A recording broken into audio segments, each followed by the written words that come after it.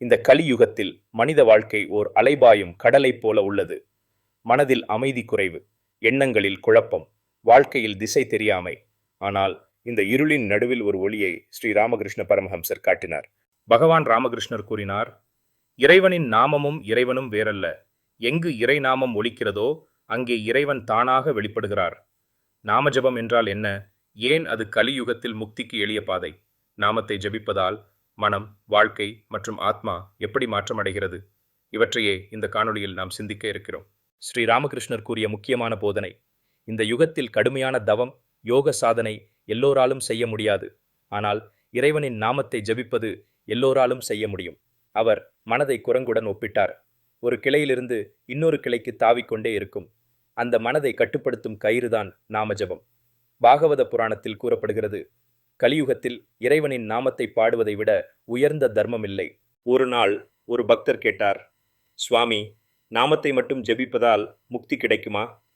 ஸ்ரீ ராமகிருஷ்ணர் புன்னகையுடன் கூறினார், ஒரு மருந்து நோயை குணப்படுத்தும் போது அதனை நோயாளி அறிவியல் ரீதியாக புரிந்து கொள்ள வேண்டிய அவசியம் உண்டா?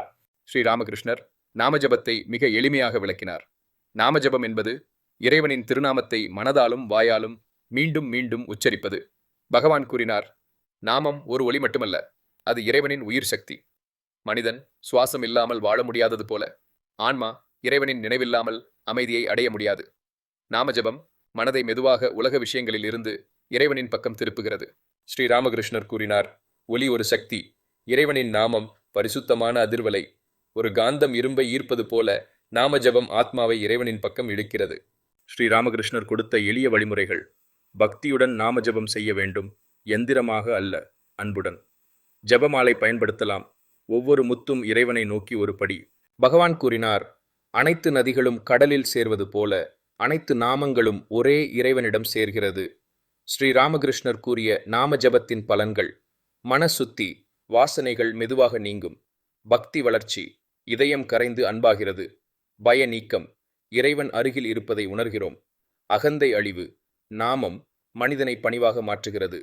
முக்தி, தொடர்ந்து நாமத்தை ஜபிக்கும் மனம் இறைவனில் லயிக்கிறது. பகவான் அடிக்கடி பாடுவார், ஹரிநாமமே கலியுகத்தில் வாழ்க்கை கடலை கடக்கும் படகு. ஒரு கொள்ளைக்காரன் இருந்தான். அவனுக்கு ராமநாமம் சொல்ல முடியவில்லை. அதனால் அவனிடம் மரா என்று சொல்லச் சொன்னார்கள். மரா மரா என்று சொல்லிக்கொண்டே இருந்தவன் ராமா என்று ஜபித்தவனானான். அவர்தான் பின்னர் வால்மீகி முனிவர் ஆனார். இதை கூறி ஸ்ரீ ராமகிருஷ்ணர் சொன்னார், நாமத்தில் அளவிட முடியாத சக்தி உள்ளது. ஸ்ரீ ராமகிருஷ்ணரின் வாழ்க்கையே நாமஜபத்தின் சாட்சியம். அவர் அடிக்கடி இறைவன் நாமத்தை உச்சரித்து பரவசத்தில் மூழ்கியிருந்தார். அவர் கூறினார், நாமத்தை அன்புடன் எடுத்துக்கொள்ளுங்கள், இறைவன் உங்கள் வாழ்க்கையை தானாக மாற்றுவார். இப்போது ஒரு நிமிடம் கண்களை மூடுங்கள். உங்கள் இதயத்திற்கு நெருக்கமான இறைநாமத்தை மெதுவாக உச்சரியுங்கள். அந்த அமைதியை உணருங்கள். அதுவே நாமஜபத்தின் ரகசியம். இந்த காணொளி உங்களுடன் ஒத்திசைந்திருந்தால் இந்த வலையொலியுடன் தொடர்ந்து இணைந்திருங்கள்.